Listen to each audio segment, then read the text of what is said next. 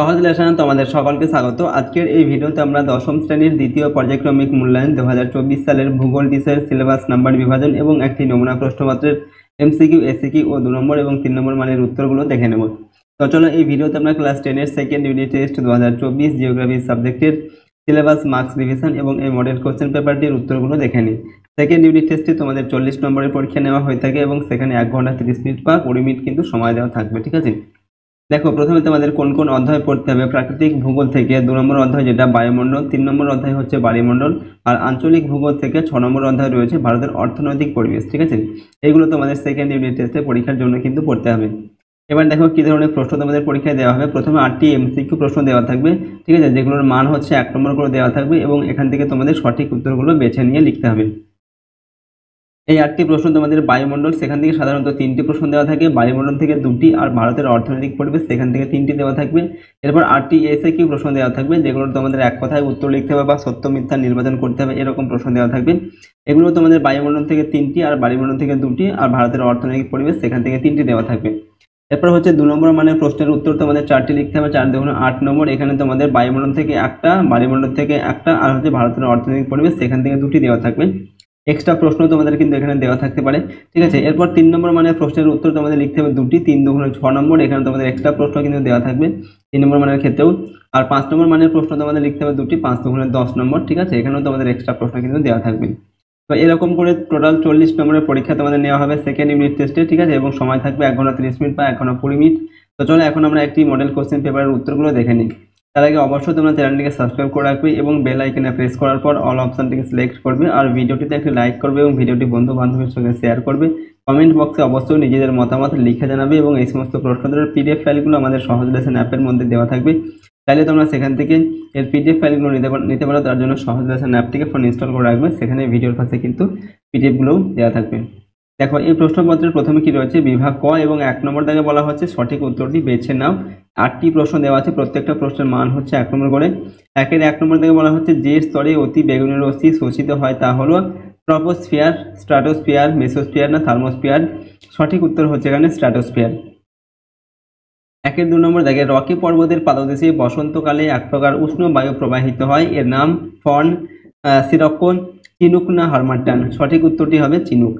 3 নম্বর দাগের প্রশ্ন দেখো, আবহাওয়া মানচিত্রে মেঘাচ্ছন্নতা দেখানো হয় হেক্টাসে, পেন্টাসে, ডেকাতে না অক্টাসে। সঠিক উত্তর হবে এখানে অক্টাসে। 4 নম্বর দাগে একটি জোয়ার ও একটি ভাটার মধ্যে সময়ের পার্থক্য হবে, এখানে অপশন ক দেওয়া আছে 24 ঘন্টা, এরপর 23 ঘন্টা 56 মিনিট, 12 ঘন্টা 24 মিনিট না 6 ঘন্টা 13 মিনিট। সঠিক উত্তর হবে এখানে 6 ঘন্টা 13 মিনিট। 5 নম্বর দাগের প্রশ্ন, ভারতের একমাত্র উপকূলবর্তী লৌহ ইস্পাত কারখানাটি অবস্থিত ভিলাইতে, কলকাতায়, বিশাখাপত্তনমে না জামশেদপুরে। সঠিক উত্তর এখানে হবে বিশাখাপত্তনমে। 6 নম্বর দাগে আটলান্টিক মহাসাগরের একটি শীতল স্রোতের নাম হলো, এখানে দেওয়া আছে অপশন রয়েছে বেরিং স্রোত, সোমালি স্রোত, লাব্রাডার স্রোত না ব্রাজিল স্রোত। সঠিক উত্তর হচ্ছে লাব্রাডার স্রোত। নেক্সট 7 নম্বর দাগে ভারতের প্রথম পেট্রোকেমিক্যাল শিল্প গড়ে উঠেছে তারাপুরে, জামশেদপুরে, থানেতে না স্ট্রম্বেতে। উত্তরটি হবে এখানে স্ট্রম্বেতে। 8 নম্বর দাগে রবি শস্য চাষ হয় গ্রীষ্মকালে, বর্ষাকালে, শরৎকালে না শীতকালে। রবি শস্য চাষ করা হয় শীতকালে। এরপর বিভাগ খ 2 নম্বর দাগে বলা হচ্ছে নির্দেশ অনুযায়ী নিচের প্রশ্নগুলির উত্তর দাও। এখানেও 8টি প্রশ্ন দেওয়া আছে, প্রতিটা প্রশ্নের মান 1 নম্বর করে। 2-1 দাগে দেওয়া আছে শূন্যস্থান পূরণ করো, 1 × 4 = 4। 2-1 প্রশ্ন, সূর্যরশ্মির যে অংশ বায়ুমণ্ডলকে উত্তপ্ত করে না তাকে বলে ড্যাশ, তাকে ড্যাশ বলে, তো কি বলে, তাকে বলা হয় অ্যালবেডো।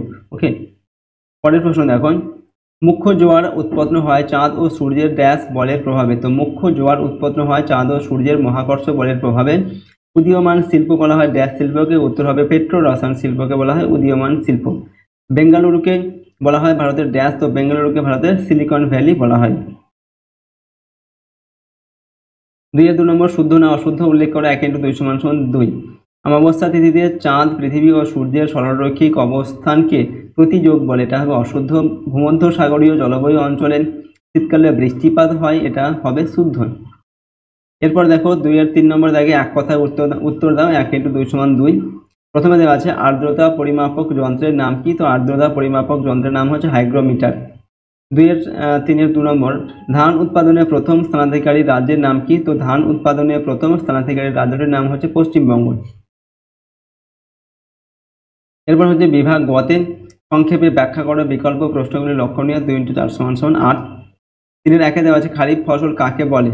ঠিক আছে, তো উত্তর লিখবে কিনা, দক্ষিণ পশ্চিম মৌসুমী বায়ু আসার সময় অর্থাৎ বর্ষার শুরুতেই যেসব শস্যের চাষ আরম্ভ হয় সেগুলিকে বলে খারিফ শস্য বা খারিফ চাষ বা খারিফ ফসল, যেমন ধান, আখ, তুলো, জোয়ার, বাজরা, ভুট্টা ইত্যাদি।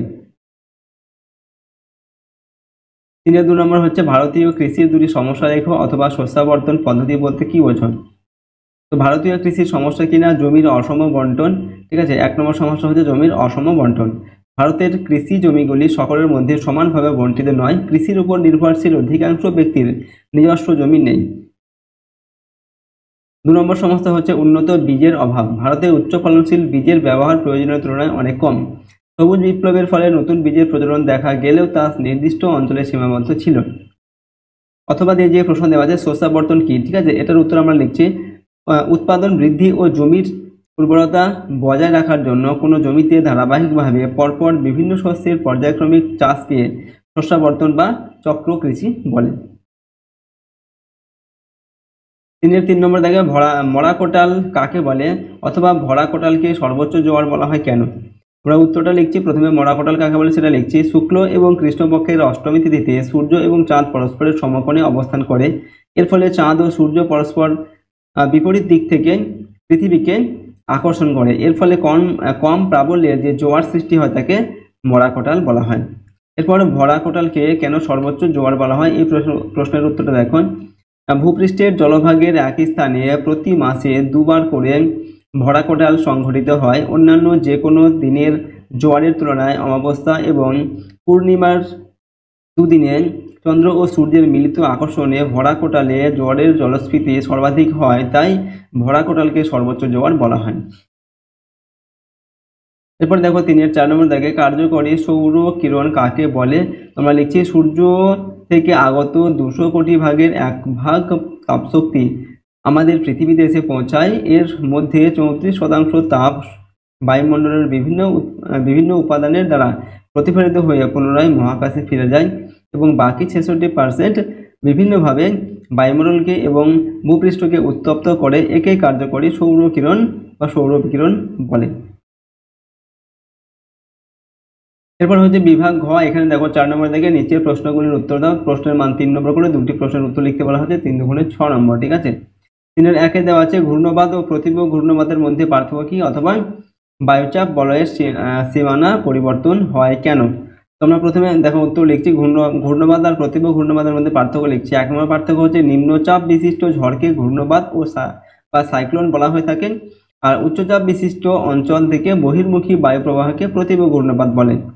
2 নম্বর পার্থক্য হচ্ছে চারদিক থেকে বায়ু ঘূর্ণবাদ কেন্দ্রের দিকে ধেয়ে আসে, অর্থাৎ বায়ু প্রবাহ কেন্দ্রমুখী হয়, আর প্রতিভ ঘূর্ণপাতে বায়ু কেন্দ্র থেকে বাইরের দিকে যায়, অর্থাৎ বায়ু প্রবাহ বহির্মুখী। 3 নম্বর পার্থক্য কিনা ঘূর্ণবাদের কেন্দ্রের বায়ু উষ্ণ ও ঊর্ধ্বগামী হয়, আর প্রতিভ ঘূর্ণবাদের কেন্দ্রে বায়ু ঠান্ডা ও নিম্নগামী হয়। এগুলো হচ্ছে ঘূর্ণবাদ আর প্রতিভ ঘূর্ণবাদের মধ্যে পার্থক্য। 2 নম্বর হচ্ছে মুখ্য ও গৌণ জোয়ারের মধ্যে পার্থক্য লেখো অথবা নিউ ফাউন্ডল্যান্ডের উপকূল সারা বছর কুয়াশাচ্ছন্ন থাকার কারণ কি? তো দেখো আমরা লিখছি এখানে পার্থক্যটা লিখছি। মুখ্য জোয়ার আর গৌণ জোয়ারের অবস্থান অনুসারে এদের পার্থক্য কিনা, পৃথিবীর যে স্থান চাঁদের সামনে থাকে সেখানে হয় মুখ্য জোয়ার, আর মুখ্য জোয়ারের প্রতিপদ বা বিপরীত স্থানে গৌণ জোয়ার হয়। ঠিক আছে, এরপরের পার্থক্য হচ্ছে সৃষ্টির কারণ হিসেবে পার্থক্যটা আমরা লিখছি এখানে। মুখ্য জোয়ার মূলত চাঁদের আকর্ষণ শক্তির টানে সৃষ্টি হয়। ঠিক আছে, আর গৌণ জোয়ার পৃথিবীর আবর্তনের ফলে সৃষ্ট কেন্দ্রাতিক বল। এবার হচ্ছে প্রাবল্য ও জলস্ফীতি। চাঁদের আকর্ষণে হয় বলে মুখ্য জোয়ারের প্রাবল্য ও জলস্ফীতি অনেক বেশি হয়, আর গৌণ জোয়ারের প্রাবল্য জলস্ফীতি অনেক কম হয়। বিভাগ অঙ্গ। এখানে দেখো 5 নম্বর দেখে রচনাধর্মী প্রশ্নগুলির উত্তর দাও। বিকল্প প্রশ্নগুলির লক্ষণীয়। ঠিক আছে, এখানে 5 নম্বর করে প্রশ্নের মান দেওয়া আছে। 2টি প্রশ্নের জন্য 10 নম্বর দেওয়া হয়েছে। 5-এর 1-এ দেওয়া আছে পৃথিবীর প্রধান চাপ বলয়ের সঙ্গে নিয়ত বায়ুর সম্পর্ক আলোচনা করো অথবা জেট বায়ুর সঙ্গে নিয়ত বায়ুর সম্পর্ক নিরূপণ করো। ঠিক আছে, এরপর 5-এর 2 নম্বর হচ্ছে ভারতের কৃষির প্রধান প্রধান বৈশিষ্ট্যগুলি আলোচনা করো, অথবা পূর্ব ও মধ্য ভারতে লৌহ ইস্পাত শিল্পের কেন্দ্রীভবনের কারণগুলি আলোচনা করো। ঠিক আছে, এইগুলো হচ্ছে 5 নম্বর মানের প্রশ্ন। তো এই ভিডিওতে দেখো আমরা ক্লাস 10-এর সেকেন্ড ইউনিট টেস্টে তোমাদের জিওগ্রাফি সাবজেক্টের সিলেবাস, মার্কস ডিভিশন এবং একটি মডেল কোশ্চেন পেপারের উত্তর সহ আলোচনা করলাম। 5 নম্বর মানের প্রশ্নের উত্তরগুলো অবশ্যই তোমরা ভালোভাবে প্র্যাকটিস করবে এবং সমস্ত প্রশ্নগুলো অবশ্যই তোমরা কিন্তু মুখস্থ করবে এবং প্র্যাকটিস করবে, কারণ খুবই গুরুত্বপূর্ণ তোমাদের সেকেন্ড ইউনিট টেস্টের পরীক্ষার জন্য। আর এই চ্যানেল নতুন হয়ে থাকলে অবশ্যই চ্যানেলটিকে সাবস্ক্রাইব করে রাখবে এবং বেল আইকনে প্রেস করার পর অল অপশনটিকে সিলেক্ট করবে। ভিডিওটিতে একটি লাইক করবে এবং ভিডিওটি বন্ধু বান্ধবীর সঙ্গে শেয়ার করবে। আর কমেন্ট বক্সে নিজেদের মতামত অবশ্যই লিখে জানাবে এবং এই সমস্ত প্রশ্নোত্তরের পিডিএফ ফাইলগুলো আমাদের সহজ লেসন অ্যাপের মধ্যে দেওয়া থাকবে। চাইলে তোমরা সেখান থেকে এর পিডিএফগুলো নিতে পারো, তার জন্য সহজ লেসন অ্যাপটিকে ইনস্টল করে রাখবে ফোনে। সেখানে তোমরা ভিডিওর পাশে কিন্তু পিডিএফগুলো পেয়ে যাবে। আজকের এই ভিডিওটিকে আমরা এখানে শেষ করছি। সম্পূর্ণ ভিডিওটি দেখার জন্য অসংখ্য ধন্যবাদ।